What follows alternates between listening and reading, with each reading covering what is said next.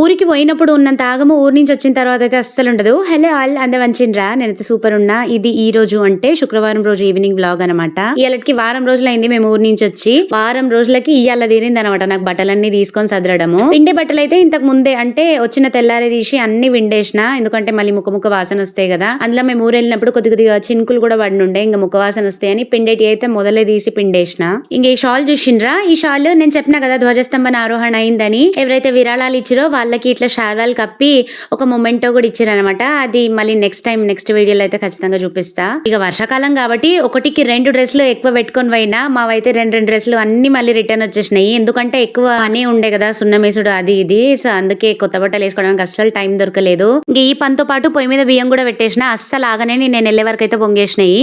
ఇంక 2 ఇస్త్రీ షర్ట్లు, యాక్చువల్ గా 4 ఇస్త్రీ షర్ట్లు పెట్టుకుంటూ, కానీ 2 మళ్ళీ రిటర్న్ వచ్చేసినాయి. మరక కూడా అటు ఇటు కాలేదు చూడండి, ఎట్లా తీసుకుపోయినామో అట్లా సాపుగా వచ్చేసినాయి. అసలు అయితే 2 జతలే పెట్టుకొని పోదాం అనుకున్నాము, కానీ తక్కువ బట్టలు పెట్టుకుపోయినప్పుడేమో అస్సలు బట్టలు సరిపోవు. అందుకే ఈసారి ఎక్కువ బట్టలు పెట్టుకొని పోయినాము. ఒక ట్రాలీ బ్యాగ్ అయితే రిటర్న్ వచ్చేసింది. మీరు కూడా ఎప్పుడైనా ఇట్లా ఫేస్ చేసిండ్రా సిచ్యువేషన్? వీడియోలో చూస్తున్నంత ఈజీగా నా బట్టలు మరక పెట్టుడు అయితే అయిపోలేదు, కానీ నేను అనుకున్నంత హార్డ్ కూడా లేకుండే. ఈ పనితో పాటు పనుల పని అన్నం కూడా అయిపోయింది. ఇక అన్నం అయిపోయిన తర్వాత అయితే అన్నం తిని మంచిగా కూల్ గా మళ్ళీ అన్ని సర్జ్ చేసుకున్నా. మరి ఇంకెందుకు లేట్, వీడియో నచ్చితే ఛానల్ ని సబ్స్క్రైబ్ చేసుకోవచ్చు కదా.